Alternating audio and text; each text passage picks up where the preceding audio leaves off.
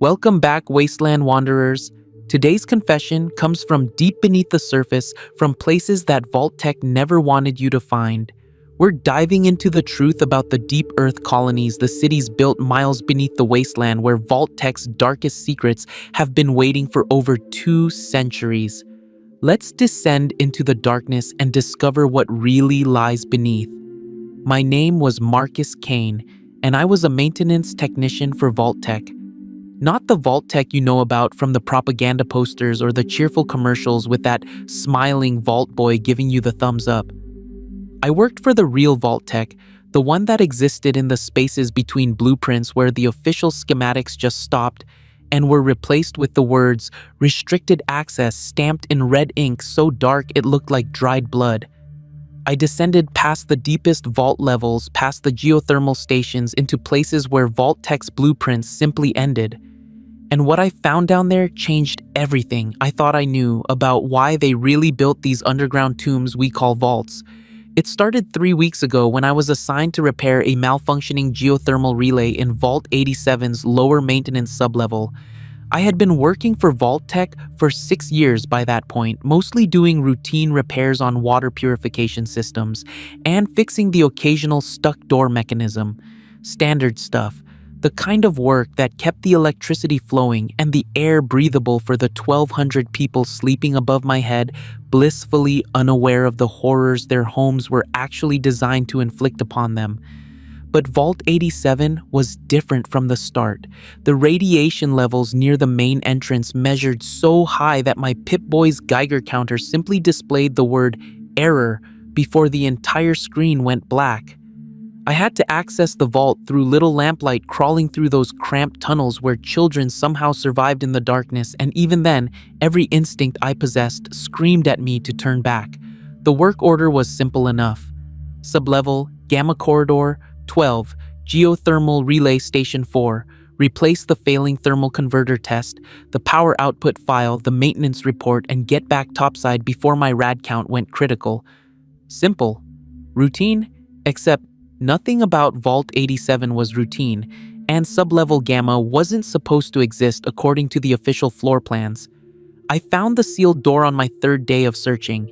It was hidden behind a false panel in what should have been a dead-end service corridor, marked only with a small metal plaque that read, "Project Tartarus, Geological Survey Extension Authorized Personnel Only." The plaque was oxidized old, dated to 2074, 3 years before the bombs fell. 3 years before anyone should have been worried about geological surveys when nuclear annihilation was already a foregone conclusion. The door's electronic lock was fried. The biometric scanner long since dead from lack of maintenance, or perhaps from the ambient radiation that seemed to seep through every surface of this cursed vault like poison through a wound. I used my plasma cutter to slice through the locking mechanism, and as the door groaned open on hinges that had not moved in over 200 years, a wave of air rushed past me that was somehow both hot and cold, at the same time carrying with it the faint smell of ozone and something else, something organic and wrong. Beyond that door, I discovered elevator shafts that descended far beyond any vault's documented depth. The emergency lighting flickered on as I approached, powered by some independent system that had been running autonomously for 2 centuries. Old Vault-Tec terminals lined the walls, their screens glowing with that sickly green phosphorescence that made my teeth ache. I accessed the nearest terminal, and what I found there made my hands shake so badly I could barely navigate the interface. Project Tartarus, Deep Colony Initiative, Contingency Alpha. The documents referenced something the Vault-Tec executives called the Deep Colony Initiative, a contingency program that made standard vaults look like tourist attractions designed to pacify the masses, while the real work happened miles beneath their feet. These weren't bomb shelters. These were ark cities carved into stable bedrock formations that had been identified and surveyed decades before the Great War. The pre-war government knew the surface radiation would be uninhabitable for centuries, perhaps forever, so they built downward into ancient lava tubes and limestone caverns, creating vast underground complexes that dwarfed even the largest vaults.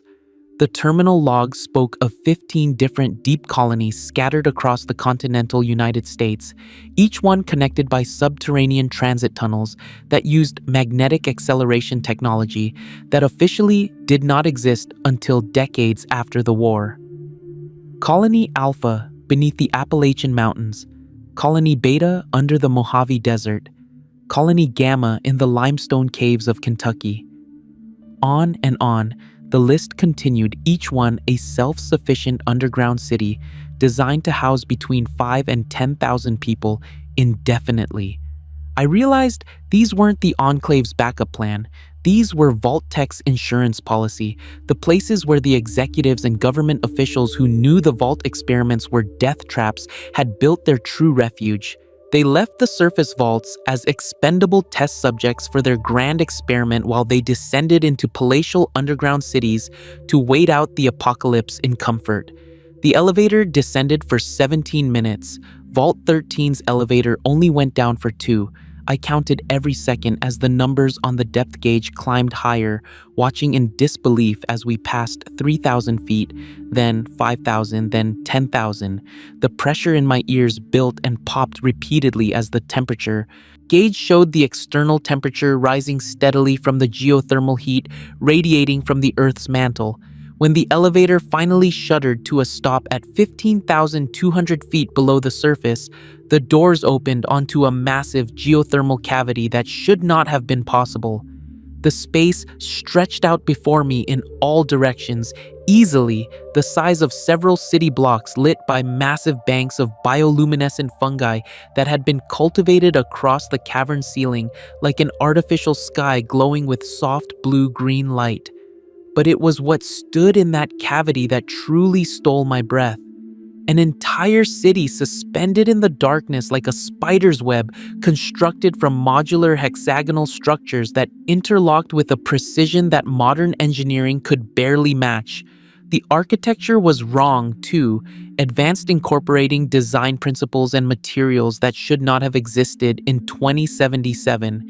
Each hexagonal module could expand or contract based on population needs, connected by transparent walkways that allowed the inhabitants to move between structures without ever touching the cavern floor hundreds of feet below.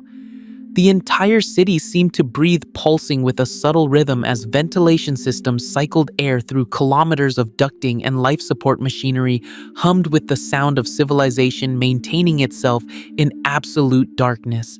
I made my way across one of the walkways, my footsteps echoing in the vast space, and that is when I encountered them.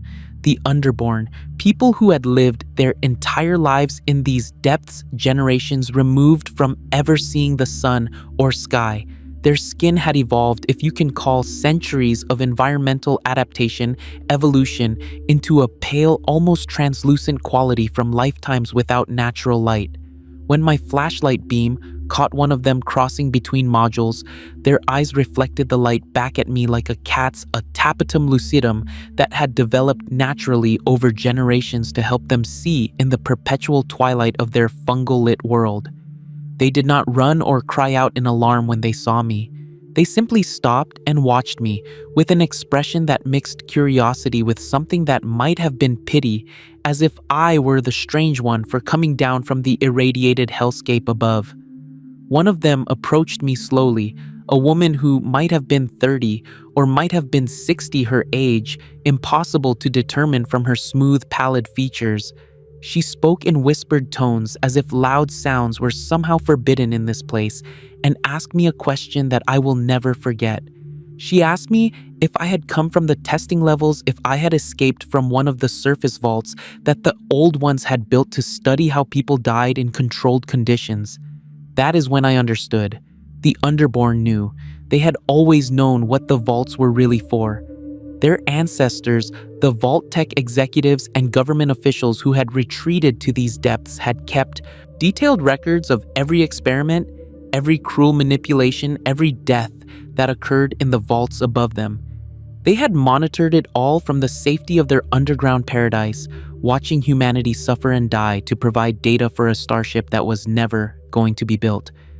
If you're still with me after hearing this, hit that like and subscribe button, because what I'm about to tell you about what happened next is going to change everything you thought you knew about Vault-Tec's true purpose. The woman who approached me introduced herself as Lyra, though she explained that names down here were different from what I knew above. They measured their lives not in birthdays but in cycles marking time based on the shift rotations of the geothermal power stations that kept their city alive. She had lived for 8,412 cycles, which I calculated to be roughly 32 years, though the mathematics of it made my head spin. Lyra led me deeper into what they called sublevel Omega, and I learned that the collapse had sealed them off from the surface around 20 years after the bombs fell. The emergency protocols had activated automatically when radiation levels in the connecting transit tunnels exceeded survivable thresholds, sealing the bulkhead doors with 10 feet of reinforced concrete and steel that would take a nuclear warhead to penetrate. The Underborn had been cut off ever since surviving on technology that made Brotherhood of Steel equipment look like children's toys. Their fusion reactors did not just use controlled nuclear reactions, they tapped directly into the Earth's mantle, siphoning thermal energy from tectonic movement itself. The science behind it was beyond anything I had studied, beyond anything that should have been possible with pre-war technology. But as Lyra showed me through their city, I began to notice things that did not align with my understanding of Vault-Tec's capabilities. The hydroponics bays stretched for hundreds of meters, growing food in complete darkness, using varieties of plants that had been genetically modified to thrive without sunlight. Massive fungal farms cultivated species I could not identify, their fruiting bodies the size of small cars, glowing with that same bioluminescent quality that lit the cavern ceiling. They raised fish in underground rivers that had never seen daylight, rivers that flowed through limestone channels carved millions of years before humans even existed. The fish were eyeless, translucent things that looked like ghosts swimming through crystal clear water, but Lyra assured me they were perfectly nutritious and tasted better than anything the surface dwellers could scavenge from the irradiated wastes. The temperature remained a constant 68 degrees Fahrenheit year-round, maintained by proximity to geothermal vents and climate control systems that had been running continuously for over 200 years without failing once. Think about that for a moment. 200 years of continuous operation without a single major breakdown. Vault-Tec could not build a water chip that lasted 13 years, but down here, everything worked perfectly. That should have been my first clue that something was very wrong. Lyra took me what they called the archive, a massive chamber carved from solid bedrock that housed thousands of pre-war terminals, their screens flickering with data streams that never stopped flowing. Here, the Underborn maintained contact with other deep colonies, transmitting on coded frequencies that required you to be miles underground to receive. The rock itself acted as a natural filter, blocking all surface radiation while allowing their specialized radio waves to propagate through deep geological formations. I watched as operators monitored communications from Colony Beta in the Mojave Colony Delta beneath what used to be Chicago Colony Epsilon, somewhere under the Atlantic seaboard. Each colony reported similar conditions, similar populations, similar technology. They had created a shadow civilization beneath the wasteland, connected by transit tunnels that still functioned after 2 centuries of neglect. And that is when I saw the maps. Stone carvings on the archive walls depicting an entire network of deep colonies stretching from California to Virginia, all connected by those subterranean transit tunnels. But these maps showed something else, something that made my blood run cold. They showed depths. Colony Alpha at 15,000 feet, Colony Beta at 18,000 feet, Colony Gamma at 22,000 feet, Colony Omega at 43,000 feet below the surface. I asked Lyra about Colony Omega and her expression changed. The pity was gone, replaced by something that looked like fear. She told me that Colony Omega had gone silent 73 years ago. The last transmission they received was fragmentary, corrupted, filled with what sounded like screaming and a rhythmic pounding sound that seemed to come from even deeper below. That same pounding sound they had been hearing from beneath their lowest levels for the past 50 years, a rhythmic thumping that never stopped, never varied, just pounded away in the darkness like a massive heartbeat from the center of the earth itself. The Underborn had sent 3 expeditions down to investigate the source of the sound over the decades. None of them came back. The last expedition, 12 years ago, managed to send one final transmission before their radio went dead. All they said was they were always here waiting for us to dig deep enough. Lyra showed me the medical wing next, and that is where I discovered the horrifying truth that had been slowly creeping into my awareness since I first stepped into this underground city. The doctors here had been tracking radiation levels in the deep colony for the past century, and the data showed an inexorable truth. Despite being 15,000 feet below the surface, despite miles of solid rock between them and the wasteland above, radiation was seeping down. Not the fast, deadly radiation that killed you in hours. This was slower, more insidious background radiation that accumulated over decades and generations. The medical staff estimated they had maybe another century, perhaps a bit more, if they were lucky, before background radiation reached lethal levels even at their depth. The deep colonies were not salvation. They were just slower death sentences, but some of the Underborn refused to accept that fate.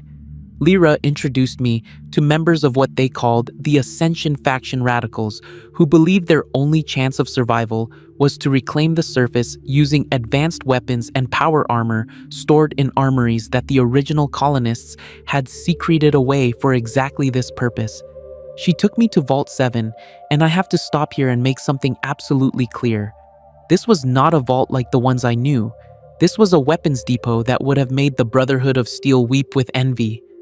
Row after row of power armor lined the walls, not the standard T-45 models that the Brotherhood scavenged and maintained like religious relics, but T-60 prototypes that had never seen production, experimental plasma weapons that could punch through concrete like it was paper, laser rifles with triple the range and quadruple the power output of anything topside.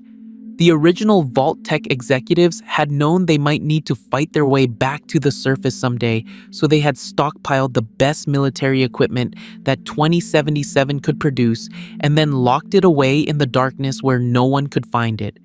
The Ascension faction wanted to use these weapons to storm back to the surface within the next decade to establish military dominance over the wasteland and carve out territory where the Underborn could finally see the sun again. But Lyra belonged to a different faction, the preservationists, who believed that staying in the depths was their only option, that the surface was too far gone and would remain uninhabitable for thousands of years more. The two factions were locked in a cold war of ideology, and I could feel the tension crackling through the colony like static electricity before a storm. But there were other factions, 2 smaller groups that whispered about even darker possibilities. Lyra warned me to avoid the Depth Seekers cultists who believed that Colony Omega had not gone silent from disaster but from enlightenment, that whatever dwelled in the deep earth was calling to humanity to join it in the darkness beyond light and time and sanity. She told me about the myths that circulated among the Underborn stories passed down from the original colonists who had helped excavate these massive caverns. They spoke of finding things in the deep rock that should not have been there, chambers that seemed to predate human civilization by millions of years, carved with symbols that did not match any known language or culture. The excavation teams had reported hearing sounds from behind certain walls, rhythmic patterns that sounded almost like language, but could not be deciphered. When they broke through those walls, they found more chambers, more tunnels descending even deeper into formations that geological surveys claimed should not exist. Some of the original colonists had become convinced that they were not the first to burrow into the Earth's crust, that something else had been down here long before humans learned to work metal or build cities. Something that had been waiting in the darkness, patient beyond human understanding for someone to dig deep enough to find it. The official Vault-Tec records dismiss these reports as stress-induced hallucinations, the result of crews working in high-pressure environments thousands of feet below the surface for months at a time. But the records also noted that 7 different excavation teams requested transfers to surface duties, and 3 teams refused to continue digging entirely, claiming that the sounds they heard were getting clearer, more deliberate, more like they were being answered by something listening from the other side of the rock. I found evidence of all this in the archive buried in old terminals that had not been accessed in decades. Construction logs dated to 2074 and 2075, detailing the excavation of sublevel Omega and the difficulties encountered when they reached certain depths. Reports of equipment failures that could not be explained by mechanical fault. Drill bits that melted from heat sources that had no geological explanation, seismic sensors detecting vibrations in frequency ranges that suggested intelligent origin. And then I found the memo, a single Vault-Tec corporate communication dated October 22nd, 2077, one day before the bombs fell. The subject line read, Phase 2, Relocation to Deep Assets. The memo was brief, clinical, written in the emotionless corporate language that Vault-Tec used to describe even the most horrific experiments. It confirmed that select Vault-Tec executives and government officials would be relocated to deep colonies immediately following the nuclear exchange, that all surface vaults were operating as designed for the Societal Preservation Program, and that data collection for the multi-generational Starship project was proceeding on schedule. But there was a second paragraph marked with a higher security clearance that made everything else seem insignificant. It stated that Deep Colony Omega had reported contact with indigenous Deep Earth entities and that research teams were being deployed to establish communication protocols. The memo recommended accelerating the timeline for Phase 3, whatever that meant, before surface events complicated deeper initiatives. They knew, Vault-Tec knew, there was something down there before they even sealed the first vault door. They knew, and they built the deep colonies anyway, or perhaps because of what they found down there in the darkness. If this story has kept you listening this far and you want more of these dark confessions from the wasteland, hit that like button. It really motivates me to create similar Fallout lores, because what I discovered next in Sublevel Omega is going to make you question everything you thought you knew about what really survived the Great War. Lyra must have seen something change in my expression when I read that memo, because she placed a hand on my shoulder and told me there was something else I needed to see. Something that the elders had kept hidden from most of the underborn population, something that only a handful of people in Sublevel Omega even knew existed. She led me away from the archive, down through maintenance corridors that grew progressively narrower and older as we descended. The bioluminescent fungi gave way to emergency lighting, powered by backup systems, and eventually even that failed, leaving us with only our flashlight beams cutting through absolute darkness. We walked for what felt like hours, though my Pip-Boy claimed it was only 43 minutes. The air grew warmer, more humid, carrying that same wrong smell I had noticed when I first opened the sealed door in Vault 87. The walls changed from smooth concrete to rough-hewn rock, evidence of the original excavation work done over 2 centuries ago. Finally, we emerged into a natural cavern that had been converted into something between a laboratory and a shrine. Old pre-war equipment lined the walls, scientific instruments I could not identify connected to deep-bore sensors that descended even further into the earth. But in the center of the chamber stood something that made my rational mind recoil in denial. It was a door, not a Vault-Tec door, not anything made by human hands that I could recognize. The door was carved from a single piece of black stone that seemed to absorb light rather than reflect it, covered in symbols that hurt to look at directly. The symbols seemed to shift and writhe when I was not focusing on them, suggesting geometries that could not exist in 3-dimensional space. Lyra explained that the original excavation teams had found this door in 2075 sealed behind 300 feet of limestone that geological surveys suggested had been undisturbed for 50 million years. That should have been impossible. The symbols on the door should not have been there. Nothing could have carved them. Nothing human. The Vault-Tec research teams had spent 2 years studying the door, running every test they could devise, trying to understand what it was and what it was guarding. Ground-penetrating radar suggested a massive chamber beyond the door, easily the size of several city blocks, but the readings made no sense. The chamber appeared to exist in a location that conflicted with known geography, as if space itself bent around whatever was behind that door. Seismic sensors placed near the door detected regular vibrations, and this is where the story becomes truly disturbing. The vibrations occurred in a pattern, a rhythm that repeated every 73 seconds with absolute precision. When acoustic analysts processed the vibration data through audio software, they discovered something that should not have been possible. The vibrations formed words. Not English, not any known human language, but the pattern had all the mathematical signatures of communication. Structure, grammar, intent. Something behind that door was speaking, broadcasting a message through solid rock that had been repeating unchanged for millions of years.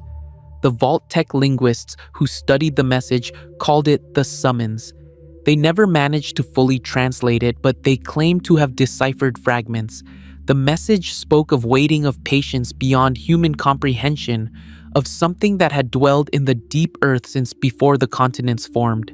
It spoke of the surface world as a temporary intrusion, a thin scab over the true realm that existed in the crushing pressures and impossible temperatures of the deep. And it spoke of invitation, of doors that could be opened, of reunification between what walked in light and what had always dwelled in darkness. 3 members of the original research team disappeared during the study. Their colleagues reported that they had become obsessed with the door, spending hours sitting in front of it, claiming they could hear the summons more clearly if they pressed their ears against the stone.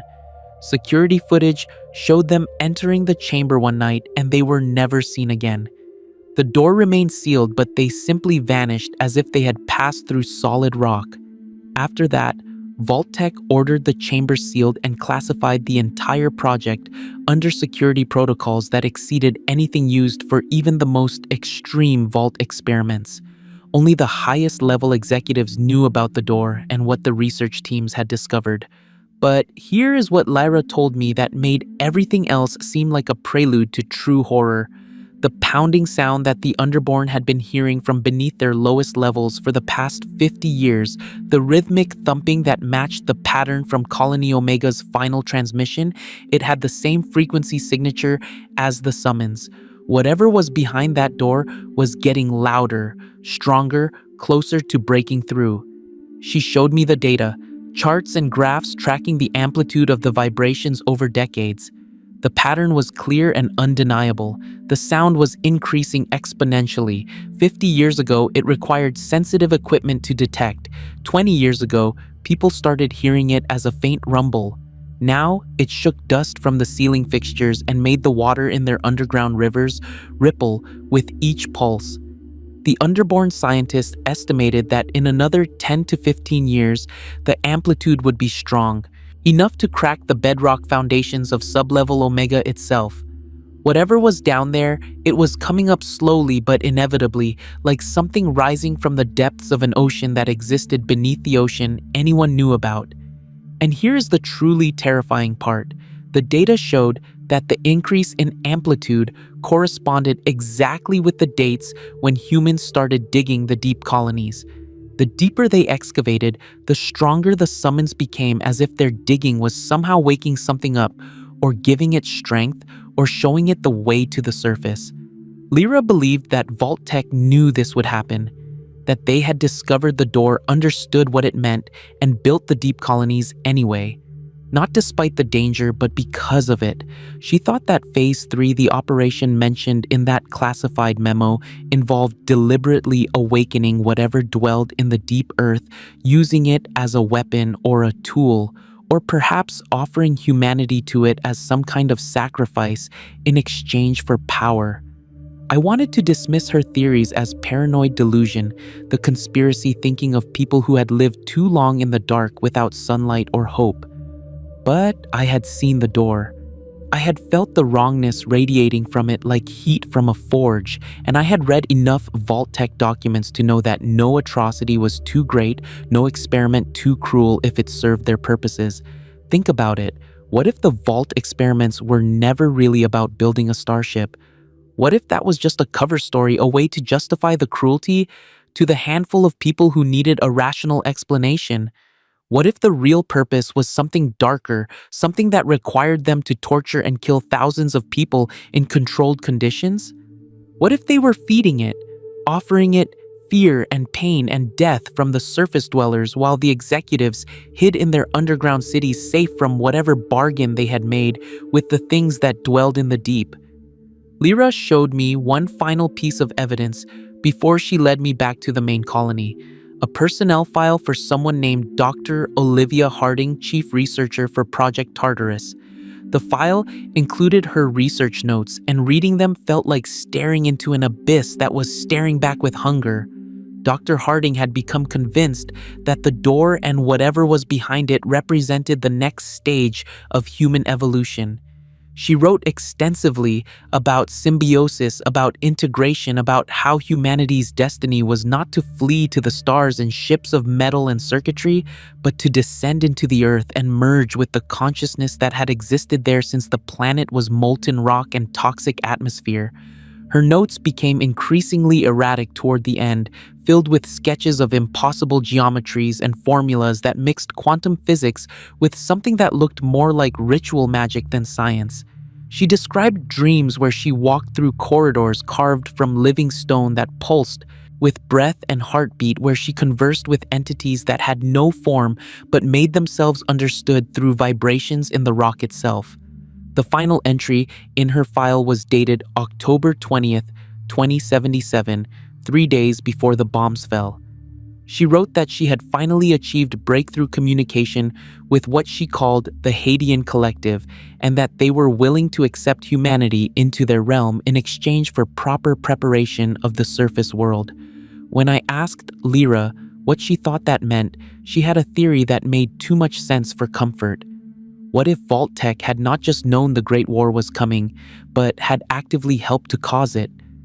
What if the nuclear apocalypse was not a political accident or the inevitable result of tensions between superpowers, but a deliberate act of planetary preparation? Radiation was poison to surface life, but maybe it was sustenance for whatever existed in the deep earth. Maybe bathing the surface in radioactive contamination was exactly what the Hadean Collective needed to expand their territory, to transform the thin, habitable crust into an extension of their realm. The deep colonies would have been staging grounds, places where humans could adapt to living underground over multiple generations, becoming acclimated to the darkness and the pressure and the wrongness that came from being too close to something fundamentally inhuman. Eventually, the distinction between underborn and whatever dwelled deeper would blur, and humanity would complete its transformation into something else entirely. Here is a question for you listening to this. If you had the choice between dying slowly from radiation poisoning on the surface or descending into the darkness to merge with something ancient and powerful and utterly alien, which would you choose? Leave your answer in the comments, because I honestly do not know what the right choice would be.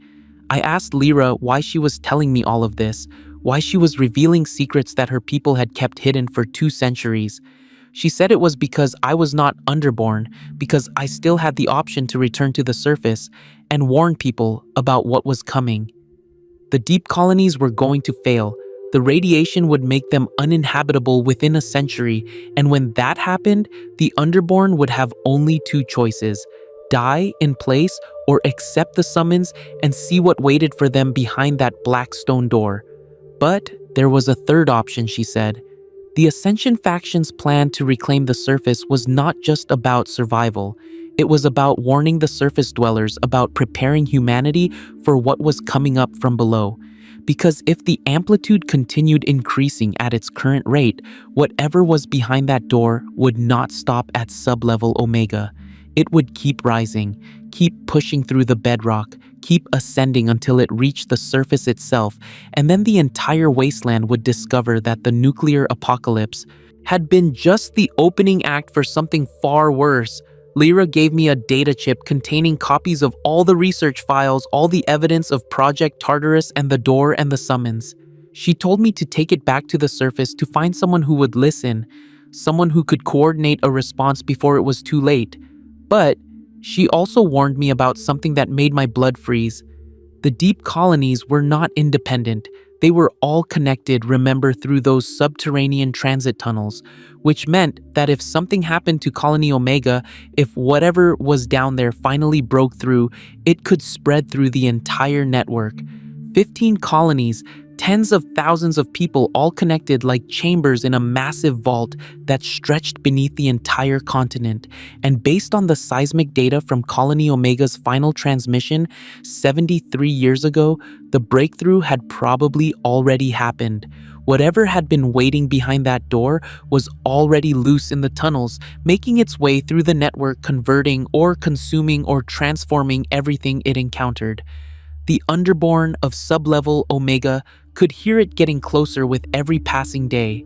That rhythmic pounding was not just getting louder, it was getting nearer, moving through the deep earth like a predator stalking prey, following the tunnels that humanity had so helpfully carved to give it a path to the surface.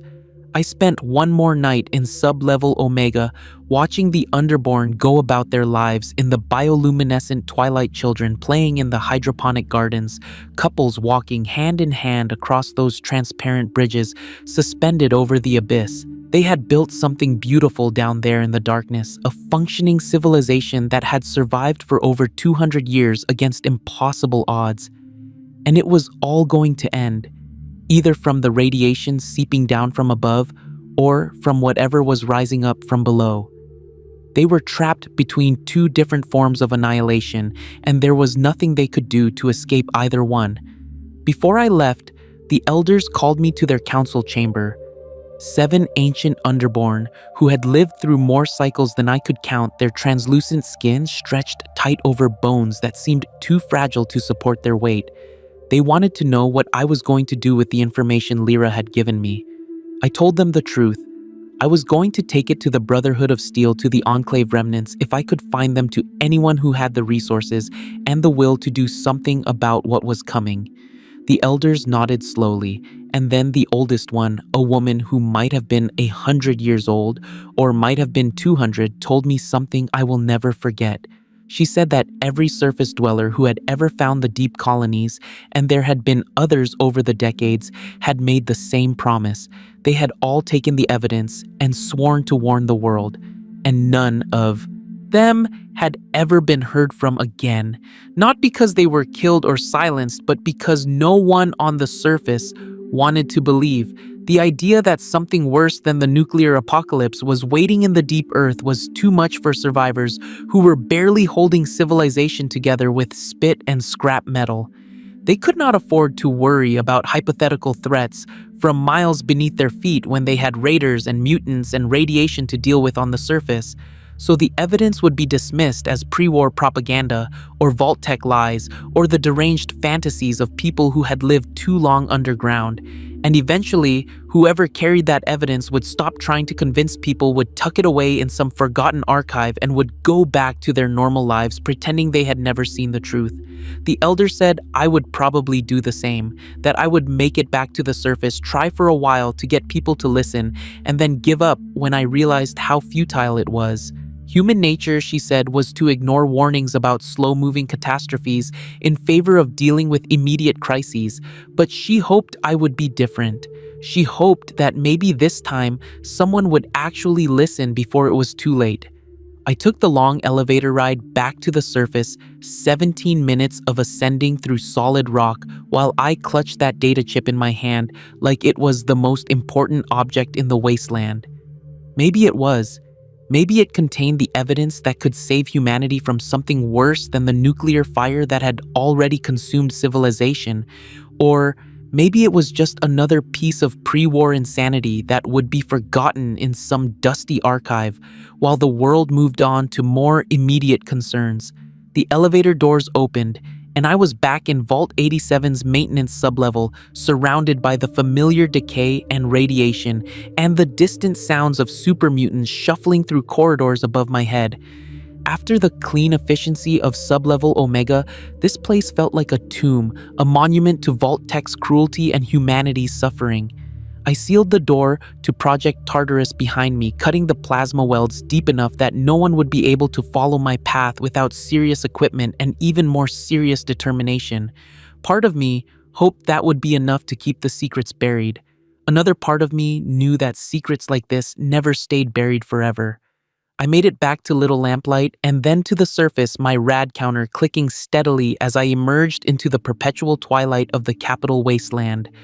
The sky was the same sickly green it had been when I descended into Vault 87 3 weeks ago, but somehow it looked different now. Thinner, more fragile, like a soap bubble stretched over an abyss that went down forever. The first thing I did was try to reach the Brotherhood of Steel.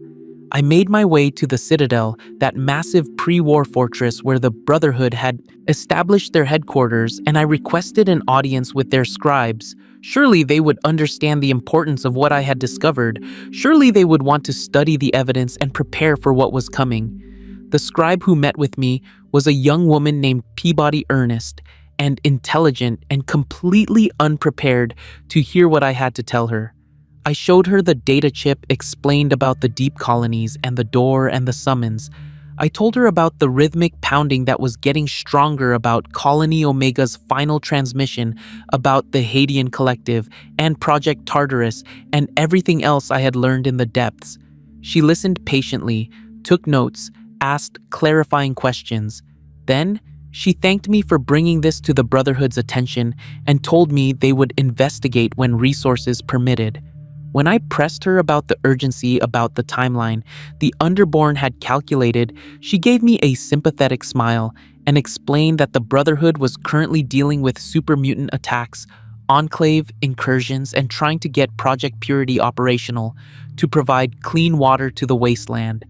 Underground civilizations and ancient entities behind sealed doors would have to wait until more pressing matters were resolved. I tried the Enclave next, or what was left of them after the Brotherhood had shattered their operations at Raven Rock and Adams Air Force Base. I managed to make contact with a small remnant cell hiding somewhere in the ruins, and they were even less receptive than the Brotherhood. The Enclave officer I spoke with, a bitter old man who introduced himself only as Colonel Granite, actually laughed when I mentioned Vault-Tec's deep colonies. He told me that if such places existed, the Enclave would have known about them. They had access to all of Vault-Tec's classified files, all the secret projects and hidden programs. There was nothing about deep colonies or Project Tartarus in any of their archives. When I suggested that maybe some programs were classified even beyond Enclave access, he got angry. He told me I was wasting his time with pre-war ghost stories while his people were fighting for survival against overwhelming odds. He strongly suggested I leave before he decided I was a Brotherhood spy trying to waste Enclave resources on wild goose chases. I tried the followers of the apocalypse, the regulators, even a few independent settlements that had some semblance of organization. The responses were always the same: polite interest that quickly faded into dismissal, promises to look into it when they had time, suggestions that maybe I had spent too long underground and the radiation had affected my thinking. The Elder of Sublevel Omega had been right. No one wanted to believe. No one wanted to add another existential threat to the already overwhelming list of horrors that defined life in the wasteland. It was easier to dismiss my evidence as Vault-Tec propaganda or the ravings of someone who had cracked under pressure. So I did what she predicted I would do. I stopped trying to convince people. I found a secure location, a pre-war bank vault that had survived the bombs relatively intact, and I hid the data chip there along with written copies of everything I had learned. I marked the location on a map and left copies with people I trusted, instructions to retrieve the evidence if anything happened to me, and then I tried to go back to my normal life, fixing water purifiers and maintaining generators and pretending I had not seen what waited in the deep earth. But I could not forget. Every time I descended into a vault's lower levels, every time I heard the hum of geothermal generators or felt vibrations through the floor, I thought about sublevel Omega and the door and the summons. I started paying attention to seismic activity across the wasteland, tracking minor earthquakes and ground tremors that most people ignored. The data showed a pattern. Subtle, easy to miss if you were not looking for it, but undeniable once you knew what to watch for. Seismic activity was increasing across the entire continent, concentrated in areas that matched the locations where the deep colonies were supposed to exist. Small tremors at first barely registering on salvaged pre-war sensors, but growing stronger and more frequent with each passing month. Something was moving down there, rising through the bedrock, following those ancient tunnels and modern excavations toward the surface. The Underborn had calculated 10 to 15 years before breakthrough, but my analysis suggested they were optimistic. 5 years, maybe less. I started having dreams, not the normal wasteland nightmares about raiders or rad scorpions, but something else entirely. In these dreams, I walked through corridors carved from living stone that breathed and pulsed with rhythms that matched the summons. I heard voices speaking in frequencies that bypassed my ears entirely and resonated directly in my bones. They spoke of reunion, of returning to the deep of the surface world as a temporary aberration that would soon be corrected. I would wake from these dreams covered in sweat, my Pip-Boy's Geiger counter clicking frantically even though there was no radiation source nearby. And I would find dirt under my fingernails, limestone dust in my hair, as if I had been digging in my sleep. Other people started having similar dreams. I heard reports from across the wasteland of settlers waking to find themselves outside their homes, walking toward the nearest vault entrance or cave system or any opening that led underground. Children drawing pictures of doors covered in impossible symbols. Elderly wastelanders suddenly speaking in languages that had never been human. The depth seekers from sublevel Omega had believed that Colony Omega's silence represented enlightenment rather than disaster. What if they were right? What if the people of Colony Omega had not been killed or transformed, but had willingly joined with whatever existed behind that door? What if the summons was not a threat, but an invitation to something that could only be understood by experiencing it? Here's another question for you. If humanity is dying slowly from radiation and starvation and violence, if civilization is barely clinging to existence in scattered settlements surrounded by hostile wasteland, would it be so terrible to accept transformation into something else? Something that does not need food or water or breathable air, that can exist in conditions that would kill any human? Leave your thoughts in the comments, because I genuinely do not know anymore. 3 months ago, I received a message. Not through any normal communication channel, but carved into the wall of my quarters in symbols that matched the ones on the door in sub-level Omega. The message was simple, direct, impossible to misinterpret, even though I did not consciously understand the symbols. They were ready. The path was open. I could return to the deep whenever I chose. Part of me wants to ignore it, to keep living my surface life and pretend nothing is changing. But I can feel the pull now, a constant gentle pressure urging me downward toward the darkness and the depths, and whatever waits there with infinite patience. Last week, I made contact with sublevel Omega again, using the encrypted radio frequencies Lyra had taught me. The response came back immediately, which was strange, because the rock should have delayed the signal by at least several seconds. The voice on the other end claimed to be Lyra, but something about the cadence was wrong, the pauses between words slightly off. She told me that the Ascension faction had won their ideological war with the Preservationists. Within the next 6 months, they would be launching their assault on the surface, bringing their advanced weapons and power armor and technology to establish a new order. They would need surface contacts, people who understood both worlds and could act as intermediaries.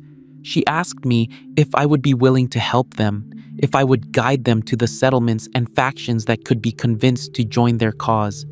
She promised me a position of authority in the New World. They would build a world where surface and deep were finally united under single governance. I asked her about the pounding about the summons, about what had happened to Colony Omega. There was a long pause filled with static and something else, a rhythmic undertone that matched the frequency I had heard in that chamber with the door. Then, she told me the truth. Colony Omega had not fallen to disaster. They had succeeded in their true purpose, the one that Vault-Tec had designed them for from the beginning.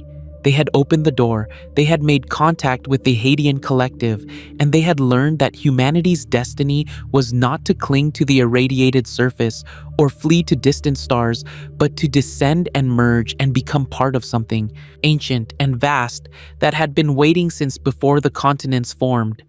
The deep colonies were not failed refugees. They were incubators, places where humanity could be prepared over generations to accept transformation. The Vault experiments on the surface were not about gathering data for a starship.